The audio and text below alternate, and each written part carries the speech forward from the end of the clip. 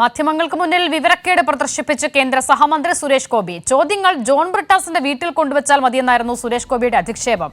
Account പൂട്ടിക്കുമെന്ന John ബ്രിട്ടാസിന്റെ പ്രസ്താവനയ്ക്കെതിരെയും അശ്ലീല പരാമർശമാണ് നടത്തിയത്. ജബൽപൂരിലെ Sangh Parivar അതിക്രമങ്ങളെക്കുറിച്ചുള്ള ചോദ്യത്തോട് Kairali news റിപ്പോർട്ടറെയും Suresh Gopi ഭീഷണിപ്പെടുത്തി. അർച്ചന വിനുത തയ്യാറാക്കിയ റിപ്പോർട്ട് കാണാം.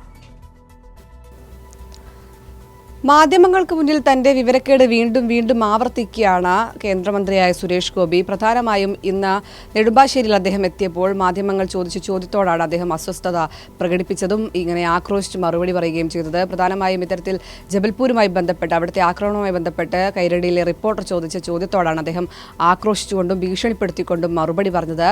ആരോടാണ് താങ്കൾ ചോദിക്കുന്നതെന്ന് ധാരണയുണ്ടോ, അല്ലെങ്കിൽ ആരാണ് താങ്കൾ എന്ന രീതിയിലാണ് അദ്ദേഹം മറുപടി പറഞ്ഞത്. മാത്രമല്ല ഈ ചോദ്യത്തോട് ഉത്തരം പറയാൻ സൗകര്യമില്ല എന്നും അദ്ദേഹം മറുപടി പറയുകയുണ്ടായി.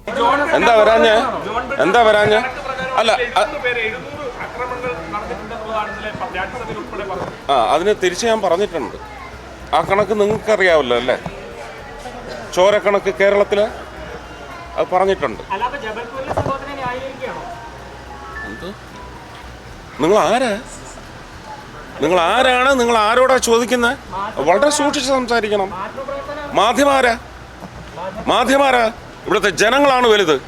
Please be careful. ഏതാ ചാനൽ? ഏതാ ചാനൽ? ബെസ്റ്റ്.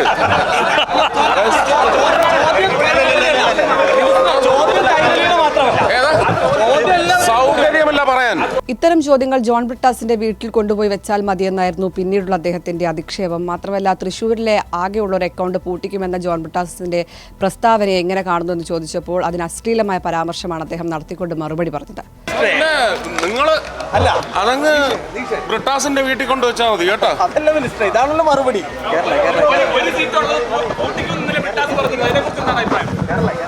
അതിന് വേറൊരു അക്ഷരം മാറ്റണം അതിനകത്ത്. എന്തായാലും കേന്ദ്രമന്ത്രിയായ സുരേഷ് ഗോപി ഇത്തരത്തിലുള്ള അധിക്ഷേപ പരാമർശങ്ങളും ഒപ്പം ആക്രോശിച്ചുകൊണ്ടുള്ള മറുപടിയും മാധ്യമപ്രവർത്തകരോട് ആവർത്തിച്ചുകൊണ്ടേയിരിക്കുകയാണ്. വലിയ രീതിയിലുള്ള വിമർശനമാണ് അദ്ദേഹത്തിനെതിരെ പൊതുസമൂഹത്തിൽ നിന്നും ഉയർന്നു വരുന്നത്. പത്രപ്രവർത്തകരുടെ യൂണിയൻ അടക്കം ഇതിൽ വലിയ രീതിയിൽ പ്രതിഷേധം അറിയിച്ചിട്ടുമുണ്ട്.